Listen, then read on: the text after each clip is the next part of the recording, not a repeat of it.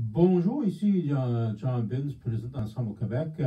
Nous sommes très heureux aujourd'hui d'avoir avec nous en studio le député de Drummond-Bois-Frein pour l'Assemblée nationale du Québec, M. Sébastien Schinberger. Bonjour, M. Schinberger. Bonjour, bonjour. Ça va bien? Ben oui, ça va très bien. Je vous remercie d'avoir accepté de venir nous rencontrer aujourd'hui en studio pour parler de le rôle de député, etc. Donc, on est très content que vous soyez là. Désolé.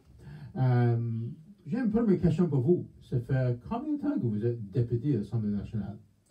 Moi, j'ai été député la première fois en 2007 avec l'Action démocratique du Québec.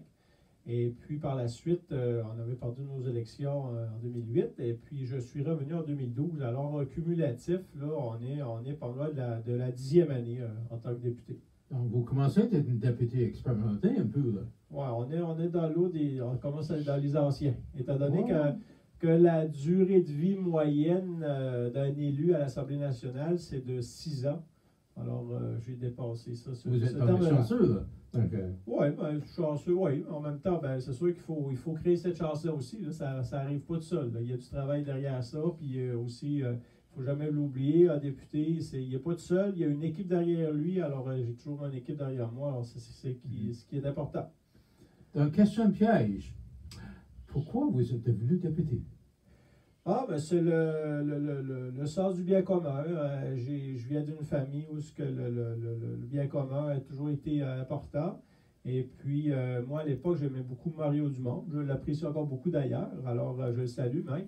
Et j'aimais beaucoup ce qu'il disait. Il amenait une approche nouvelle. Je trouve qu'il y avait beaucoup de vieux débats à l'époque. Et puis, moi, je voulais. Ça amenait de l'air frais, je pense, au niveau de la politique. Puis ça m'accrochait beaucoup. Et puis je m'étais investi pour aider le parti. Et puis finalement, on m'a demandé si je voulais devenir candidat. Alors au début, ça m'a fait bien sourire parce que dans le fond, j'avais pas grande notion.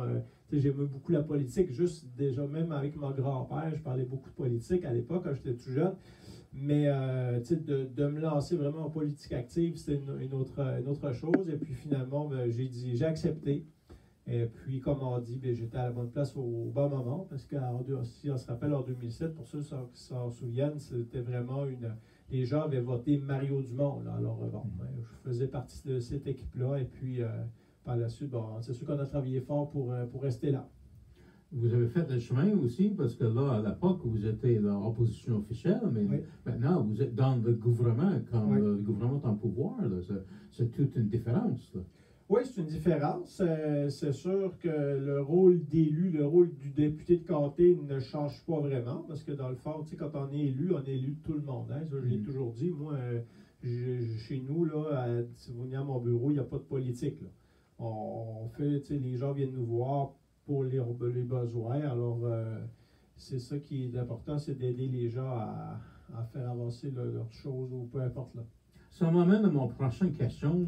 C'est que vous parlez de ton bureau, ton équipe, et le rôle de député ne change pas. C'est que quel est vraiment le rôle d'un député? Vous n'êtes pas toujours assis à Ottawa ou à Québec en train de discuter des choses. Vous avez des responsabilités, vous avez des rôles. Comment vous pouvez aider la communauté, les gens de votre comté? J'imagine vous avez des requêtes et des demandes, des choses à faire. Là. Oui, je dirais que le rôle de député, ça se divise vraiment en trois parties. Il y a la première, qui est vraiment le rôle essentiel du député, qui est un législateur, c'est-à-dire que c'est nous qui créons, qui adoptons les lois avec, c'est sûr qu'on ne les crée pas tout seul, là. On a des légistes, là, des avocats et autres dans chaque ministère qui viennent, qui écrivent les lois, mais dans le sens que nous, où est-ce qu'on va aller. Alors, c'est sûr que ça, une fois que la loi est déposée par le ministre, là, après ça, tous les députés qui siègent sur les commissions, on questionne chaque article de loi et tout ça. Et puis après ça, c'est amené au Salon Bleu. Moi, j'agis comme un leader adjoint, c'est-à-dire que une fois que le leader a quitté le Salon Bleu, moi, je prends la relève pour le reste de la journée.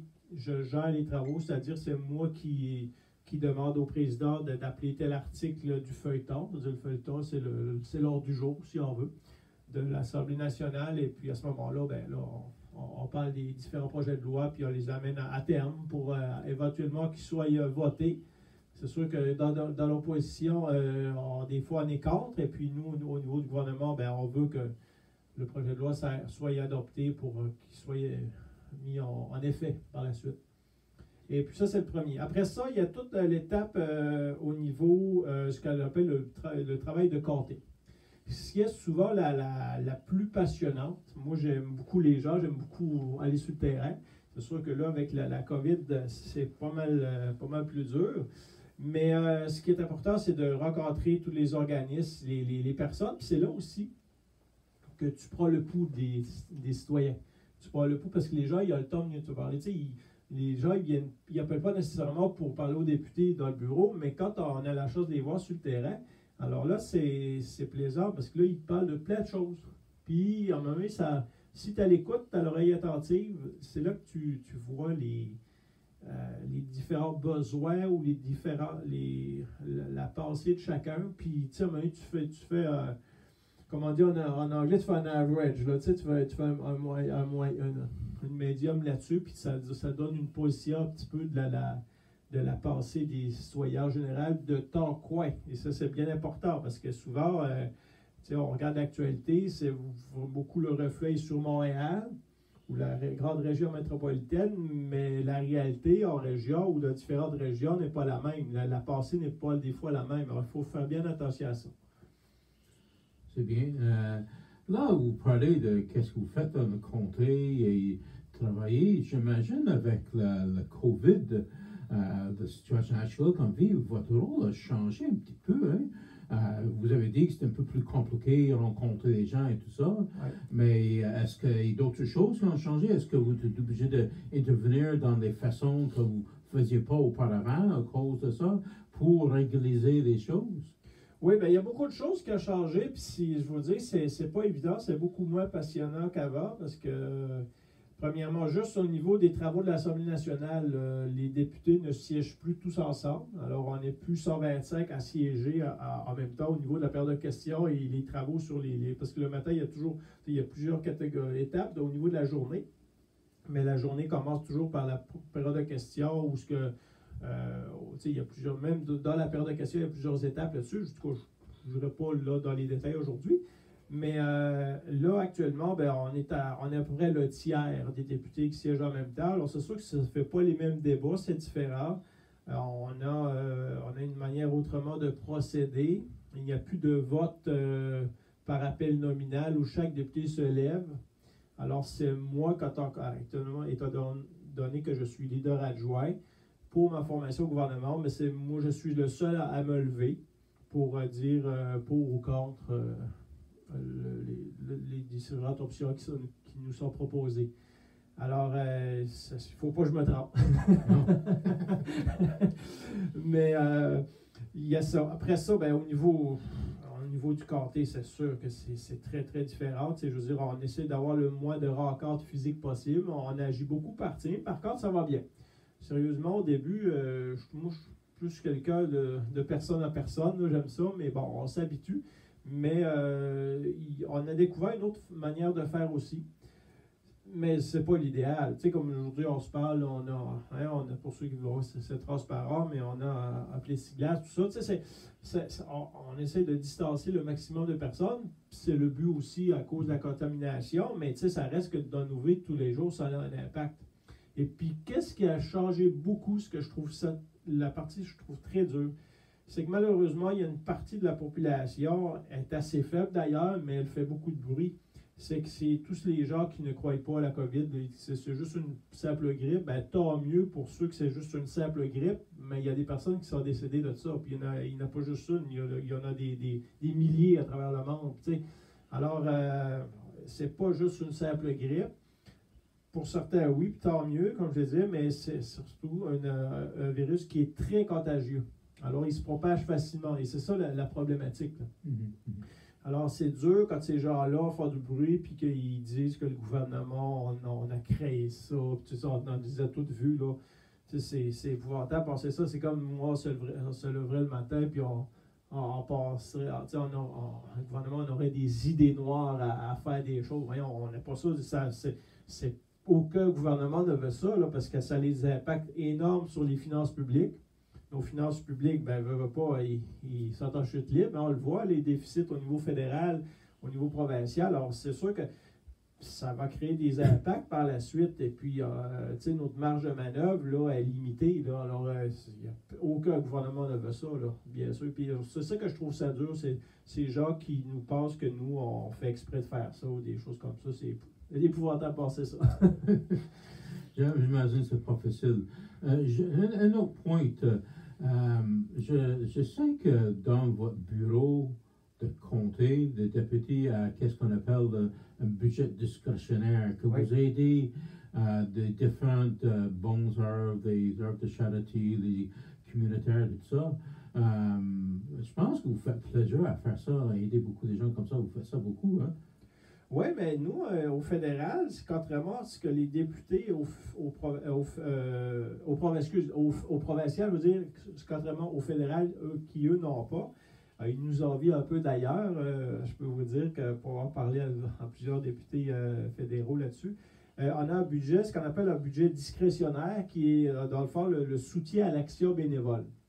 Et ça sert, c'est un budget qui est différent d'un comté à l'autre parce qu'il tient compte du niveau de pauvreté. Alors, sans rentrer dans les chiffres exacts, il y a des comtés qui sont beaucoup plus riches, dont leur budget est moindre, puis des comtés qui ont des plus grands seuils de pauvreté ou de plus de nécessité, le budget est plus élevé. Et nous, dans le fond, on vient avec aider, là, c'est sûr que ce n'est pas des grosses sommes. Généralement, la majorité des sommes, c'est moins de 1 000 $. C'est sûr qu'il y en a qui excèdent, surtout avec la COVID. On a doublé cette année, ce budget-là a été doublé justement pour aider certains organismes communautaires. Et puis, on vient justement aider un peu la communauté ou les organismes. Mais au-delà de l'argent qu'on donne, parce que souvent, c'est moins. L'organisme, c'est pas avec ça qu'il va vivre, on s'entend. Mais des fois, il y a des projets spéciaux. Un nouveau projet, une personne qui arrive et puis que c'est un organisme à but non lucratif, il faut le dire, hein, c'est pas à but lucratif, alors ça on ne peut pas donner, mais ça fait la différence.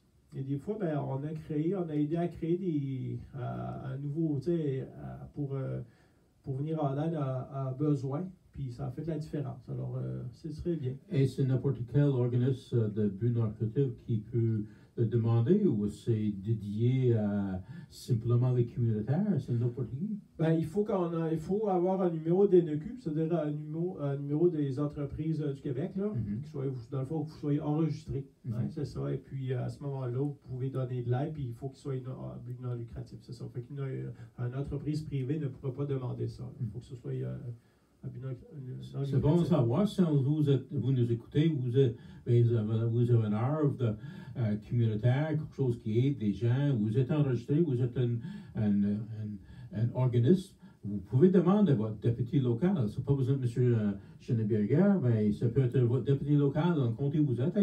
Il y en a budget pour vous aider, mais peut-être pas des gros montants, mais des montants qui peuvent, comme il a dit, boucler les coins de budget. Exact. Okay. Ouais. Mais ce que j'aime beaucoup de ça, c'est que ça nous rapproche des organismes. Alors, souvent, on est invité parce qu'on a donné. Mais moi, ce que j'aime beaucoup, c'est que j'apprends.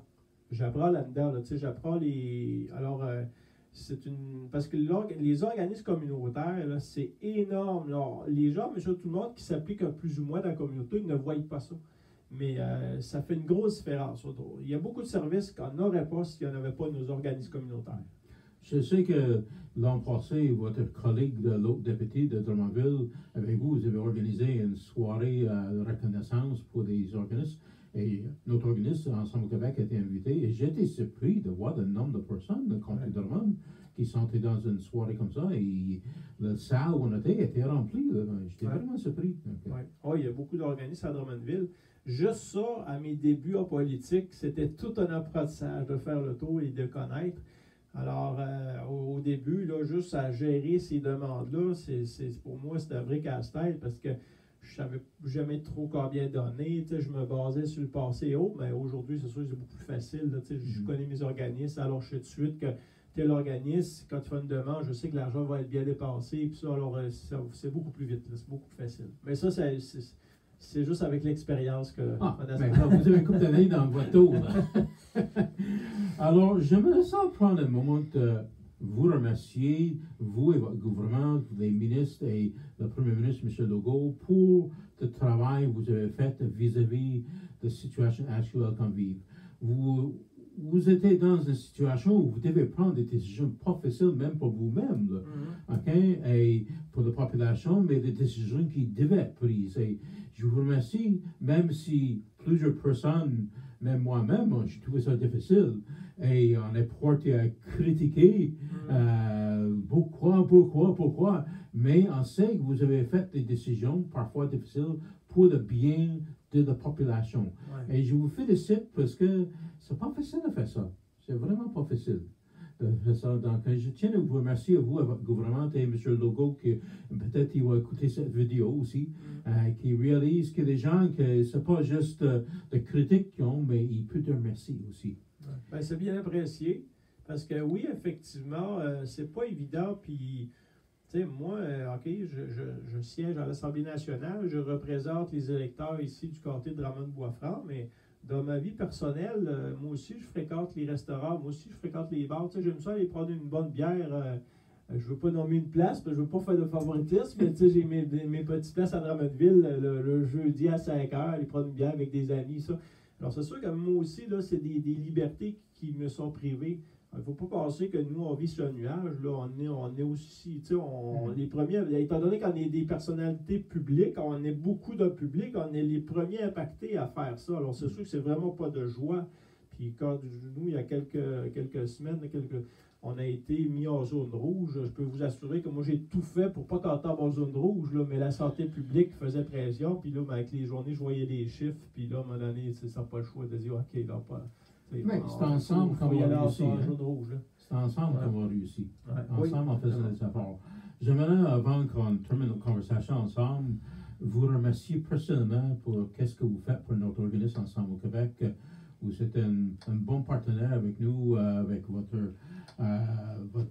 budget discrétionnaire. On apprécie beaucoup. Vous avez souvent venu assister à nos rencontres et saluer les gens. Les gens apprécient beaucoup la présence de quelqu'un comme vous et ils voient que vous ne faites pas ça juste pour de politique ou quelque chose comme ça. Vous êtes là parce que vous appréciez ces gens-là et c'est grandement apprécié. Et je sais que vous êtes récompensé pour ça. Ben, merci. Ouais, ben, merci, mais je vous remercie aussi pour ce que vous faites, vous, M. Bin, parce que ce que vous faites, ce qu'on fait actuellement, ben, c'est pour les auditeurs qui nous écoutent. Puis ça sert aussi un peu à casser cette solitude, hein, parce que étant donné qu'on voit moins de personnes, on sort moins. C'est sûr que quand tu as une grande famille, c'est moins pire, tu sais. Mais pour ceux qui vivent seuls ou juste à deux, c'est plus dur. Effectivement. Alors, ça peut venir mettre un petit baume là, cette émission. On aime beaucoup faire des vidéos qu'on fait comme ça. On a beaucoup de plaisir à faire des vidéos qu'on fait là. Bon. Donc, bonne journée, merci à vous d'être là et j'espère que, je pense que vous avez un meeting important tantôt. Donc, il y a toujours quelque chose. Ouais, donc, merci d'avoir pris le temps aujourd'hui, c'est grandement apprécié. Au revoir.